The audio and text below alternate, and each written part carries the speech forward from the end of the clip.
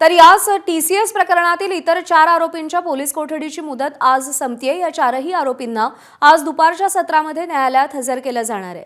कंपनीतील महिला कर्मचाऱ्यांवरती अत्याचार करणं, धार्मिक भावना दुखावल्याचा त्यांच्यावरती आरोप आहे आणि त्यामुळेच या आरोपींना पुन्हा पोलीस कोठडी मिळणार का हे आजच्या सुनावणीमध्ये स्पष्ट होणार आहे।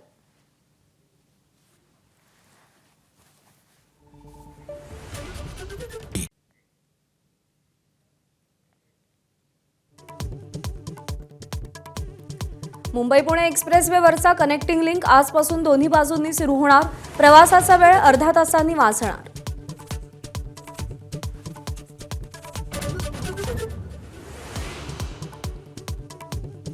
पुणे जिल्ह्यातल्या नसरापूरमध्ये आता परिस्थिती नियंत्रणात। 65 वर्षांच्या वृद्धाचा 4 वर्षांच्या चिमुरडीवर अत्याचार।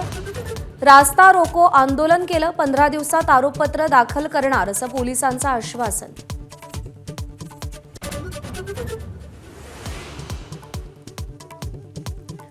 अशोक खरात प्रकरणात प्रतिभा चाकणकर आणि मुलगा तन्मय यांना ईडीचं समन। समता पतसंस्थेतल्या 70 कोटी रुपयांच्या मनी लॉन्ड्रिंग प्रकरणी नोटीस।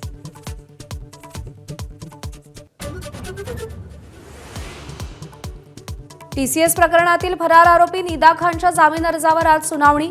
2 दिवसांपूर्वी युक्तिवाद पूर्ण, जामीन मिळणार की फेटाळला जाणार याकडे लक्ष।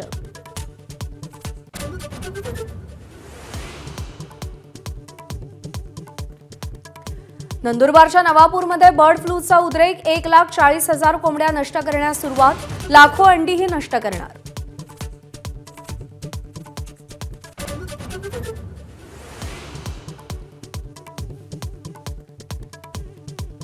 बारावीच्या परीक्षेचा आज निकाल। दुपारी 1 वाजता निकाल पाहता येणार। सकाळी 11 वाजता बोर्डाची पत्रकार परिषद।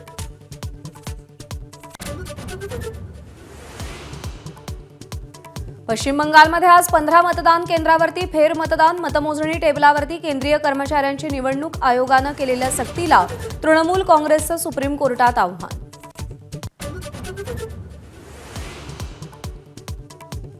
राष्ट्राध्यक्ष डोनाल्ड ट्रम्प यांनी इराणचा चर्चेचा नवा प्रस्ताव फेटाळला। इराणच्या नेतृत्वातच ताळमेळ नसल्याची टीका, तर इराणच्या नेत्यांसोबत फोनवरून चर्चा सुरू असल्याची ट्रम्प यांची माहिती।